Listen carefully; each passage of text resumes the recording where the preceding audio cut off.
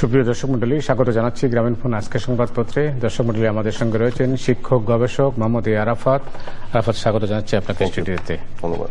গ্রামের মধ্যে আছে যে বাংলাদেশ জাতিসংঘের তরফে এটা উদ্বেগ প্রকাশ করা হয়েছে সামগ্রিক পরিস্থিতি নিয়ে। দুইটাই সহিংসতার কথাও তারা বলেছেন, অন্য যেভাবে যে রাজনৈতিক পরিস্থিতি তৈরি হয়েছে সেটার জন্য। তো আপনি জানেন যে এটা সংকটের মধ্যেই আমরা আছি। তো এই সংকটটাকে আপনি কিভাবে দেখছেন? না, আমি আসলে বিভিন্ন জায়গায় এটা বলেছি। আমি একটা কয়েকটা জায়গায় লেখালেখিতেও এটা মেনশন করেছি।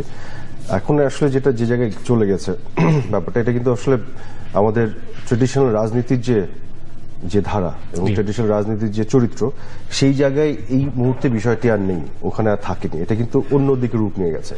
যেমন ধরুন, বাংলাদেশের রাজনীতিতে হরতাল অবরোধ আগেও আমরা দেখেছি, এবং হরতাল অবরোধ হলে অর্থনীতি ভোগান্তির মধ্যে পড়তো, সাধারণ মানুষ ভোগান্তির মধ্যে পড়তো বা এখনো পড়ছে।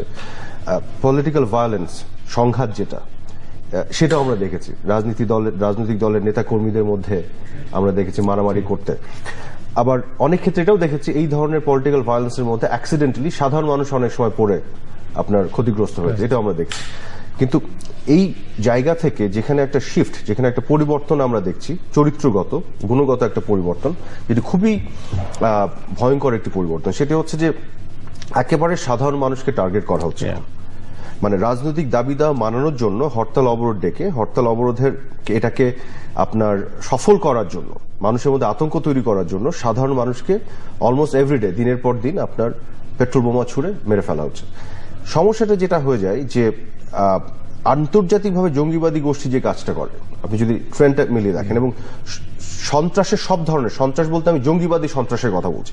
এই যে আপনার পাড়া মহল্লায় যে খুচরা সন্ত্রাস, যেটা ছাত্রদল ছাত্রলীগ যারা যখন ক্ষমতা থেকে করে, আমি সেই বা মাস্তানরা, এই সন্ত্রাসের কথা বলছি না। ওরকম সন্ত্রাস নিউ ইয়র্কের মতো সিটিতেও আছে, পুলিশকে অনেক সময় ইয়ে করতে হয়। কিন্তু আমি বলছি যে রাজনৈতিক দাবি দেওয়া মানানোর জন্য, বা তার যে দাবি সেটা ন্যায় অন্যায় হোক, এটা মানানোর জন্য সাধারণ মানুষকে দিনের পর দিন বোম মেরে পুড়িয়ে ফেলা এবং মারা, এইটা হচ্ছে আন্তর্জাতিক পর্যায়ে জঙ্গিবাদী গোষ্ঠী যে কাজটা করে, ঠিক এই ধারায় এই জিনিসটা হচ্ছে। এবং যতগুলো জঙ্গিবাদের সংজ্ঞা আছে অ্যাকসেপ্টেবল, তার প্রত্যেকটি সংজ্ঞার মধ্যে এটা পড়ে যায়। এখন সমস্যা হয়ে যেটা দাঁড়িয়েছে যে রাজনীতিতে হরতাল অবরোধ সংঘাত ছিল সবসময়, সেইখান থেকে রাজনীতিটা যখন চলে গেল আপনার এই সন্ত্রাসী জঙ্গিবাদী জায়গায়, তখন কিন্তু নতুনভাবে সিদ্ধান্ত নেওয়ার বিষয় আছে আমি মনে করি। কারণ হচ্ছে এই যেটি মাননীয় প্রধানমন্ত্রী বলেছেন, এটি কিন্তু একটি মনস্টার, এটা একটা দানব।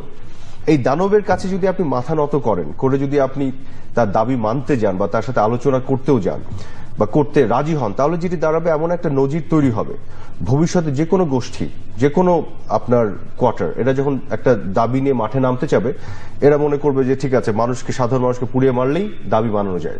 কাজে এর কাছে পরাভূত হওয়া, মাথা নত করা একেবারে ঠিক হবে না। এই দানবকে কিন্তু পুরোপুরি খতম করতে হবে।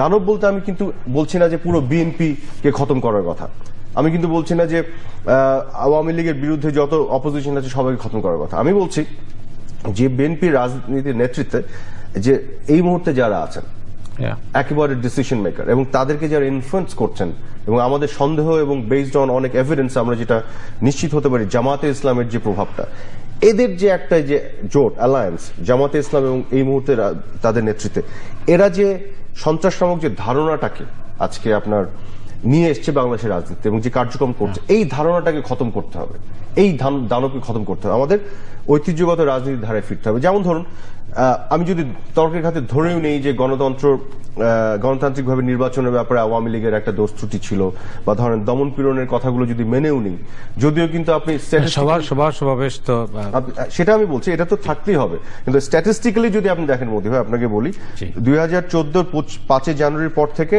এই 5 জানুয়ারি পর্যন্ত, 2015 5 জানুয়ারি পর্যন্ত, এক বছরে টোটাল 16টি বড় বড় জনসভা হয়েছে, যেটাতে বেগম জিয়া নিজে ভাষণ দিয়েছেন, এবং প্রত্যেকটি টেলিভিশন লাইভ এটা প্রচার করেছে। কোথায় গভর্নমেন্ট তো কোথাও বাধা দেয়নি। 61টির উপরে তাদের অনেক জনসভা হয়েছে, যেগুলোতে বেগম জিয়া ছিলেন না, কিন্তু ফখরুল ইসলাম আলমগীর সাহেবের পর্যায়ের নেতৃবৃন্দ ছিলেন। হাজার হাজার তারা প্রেস কনফারেন্স করেছে, যেগুলো আপনার ইলেকট্রনিক মিডিয়ার মাধ্যমে জনগণের কাছে পৌঁছেছে। তাহলে তাদের এই স্পেস তো কোথাও বন্ধ করা হয়নি, তারা তো জনগণের কাছে পৌঁছানোর জন্য যা যা করলে করতে পারছে। কেন 5 জানুয়ারিতে এসে বন্ধ করা হলো, এবং গাজীপুরে যেটা, এই দুটো শুধু বন্ধ করা হলো। এই দুটোর ব্যাপারে গভর্নমেন্ট যেটা বলেছে যে নাশকতার অভিযোগ ছিল, এবং এটার একটা প্রমাণও কিন্তু পাওয়া যায়। আপনি দেখেন, আপনার মনে আছে 5 জানুয়ারি 2015 ঢাকাতে 144 দেওয়া হলো, কারণ গভর্নমেন্টের দিক থেকে, মানে গভর্নমেন্ট তো না, আওয়ামী লীগও কিন্তু জনসভা ডেকেছিল। গভর্নমেন্ট মাঝখানে দাঁড়িয়ে একাডেমিক্যালি দেখলে পুলিশ কিন্তু 144 দিচ্ছে, বিকজ পাল্টাপাল্টি মুখোমুখি সিচুয়েশন। আওয়ামী লীগের সরকার কি আলাদা? অফকোর্স আওয়ামী লীগ একটা রাজনৈতিক দল, ছাত্রলীগ তার অঙ্গ সংগঠন, এবং গভর্নমেন্ট যেটা আপনি বলবেন এটা তো অথরিটি, এটা তো সবার, বাংলাদেশে এটা তো আলাদা আপনাকে করতে হবে। পৃথিবীর অনেক দেশে এই একটা দলের সভাপতি বা সভানেত্রী এবং প্রধানমন্ত্রী কিন্তু আলাদা ব্যক্তি হয়। বাংলাদেশের ক্ষেত্রে এরকম না, এটা বিএনপি আওয়ামী লীগের ক্ষেত্রে ট্রু। কিন্তু একাডেমিক্যালি থিওরিটিক্যালি গভর্নমেন্ট এবং দল আলাদা। গভর্নমেন্ট আপনার বিএনপিকে যেভাবে ট্রিট করবে, আওয়ামী লীগকে একইভাবে ট্রিট করতে হবে। ট্রেডিশনালি কি হচ্ছে না হচ্ছে এটা অন্য কথা, বাট বিষয়টা এরকমই। যেমন ধরেন 144 সবার জন্যই প্রযোজ্য, কিন্তু এখন যেটা হয়েছে যে এই দুটো জনসভা হলো না। কিন্তু আপনি দেখেন 5 জানুয়ারিতে কিন্তু চিটাগংয়ে জনসভা করতে দেওয়া হয়েছে, 144 ছিল না। এবং 4 তারিখে আমি আরেকটি টেলিভিশনে একটি টক শোতে ছিলাম, যেখানে চিটাগংয়ের পুলিশ কমিশনারকে কানেক্ট করা হয়েছিল। উনি বলছেন যে সবাইকে সাথে নিয়ে বসে তারা এগ্রি করেছে যে একটা শান্তিপূর্ণ হয়ে তারা তাদের কর্মসূচি পালন করবে, কিন্তু এবং তাদেরকে করতে দেওয়া হচ্ছে। এটা কিন্তু ইভেন্চুয়ালি শান্তিপূর্ণ থাকেনি, 4 জন মানুষ কিন্তু মৃত্যুর মুখে পতিত হয়েছিল। তাহলে আপনি কমিটমেন্ট করে আপনি তো পারছেন না শান্তিপূর্ণ জায়গায় রাখতে, আপনি তো সন্ত্রাসের আশ্রয় নিচ্ছেনই। তো সেই জায়গায় দাঁড়িয়ে এটা তো প্রমাণ আমাদের কাছে আছে। কিন্তু এখন দেখেন এই যে দুটো যে করতে দেওয়া হলো না, তারপর আপনি কি মাসের পর মাস এই মানুষকে পুড়িয়ে মারবেন? এটা কি কোনো জাস্টিফিকেশন থাকতে পারে? আবার আপনি দেখেন যে 19 জানুয়ারির পর থেকে কিন্তু বেগম জিয়া কিন্তু মুক্ত মানে তার তালা খুলে দেওয়া হচ্ছে। তারপর উনি অফিসে আছেন কেন? এবং উনি কিন্তু উনার প্রেস কনফারেন্স উনি বলেছেন আমি এখানে আছি বিকজ আমি কাজ করছি, আমার কাজের প্রয়োজনে আমি আছি। তার মানে উনি নিজেই স্বীকার করছেন যে উনি অফিসেই আছেন এবং উনি স্বেচ্ছায় আছেন এবং কাজের প্রয়োজনে আছেন, কিন্তু আবার দোষারোপ করা হচ্ছে ওনাকে আটকে দেওয়া হচ্ছে। হ্যাঁ, এটা সত্যি কথা যে 5 জানুয়ারিতে ওনাকে আটকানো হয়েছে, পুলিশ আটকেছে, এটা বাংলাদেশ দেখেছে। কারণ 5 জানুয়ারিতে 144 ছিল।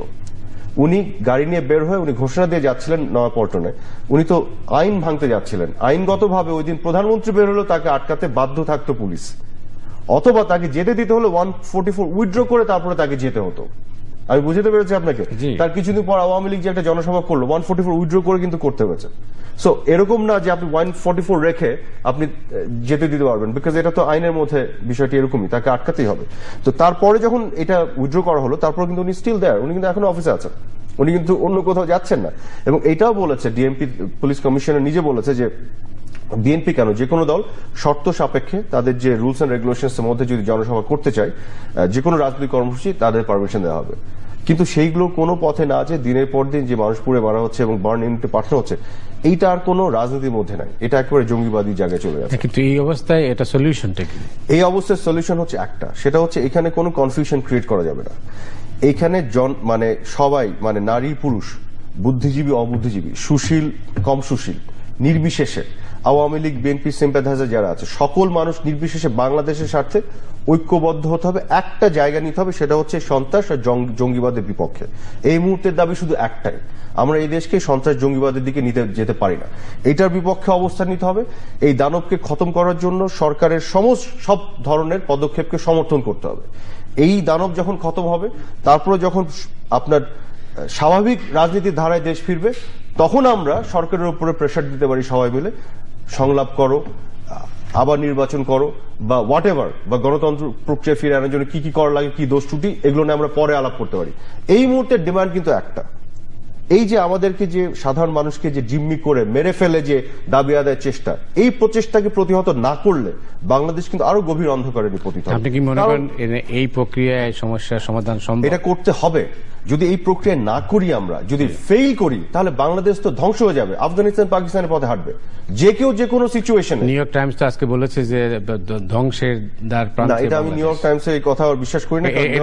এডিটোরিয়াল, হ্যাঁ, নিউ ইয়র্ক টাইমস বা আপনার ইকোনমিক্স এদের এডিটোরিয়াল বিভিন্নভাবে ইনফ্লুয়েন্স করে করা যায়, এটা আমরা জানি বিভিন্ন পর্যায়ে থেকে। তো এটা ইটস নট দ্য ইস্যু।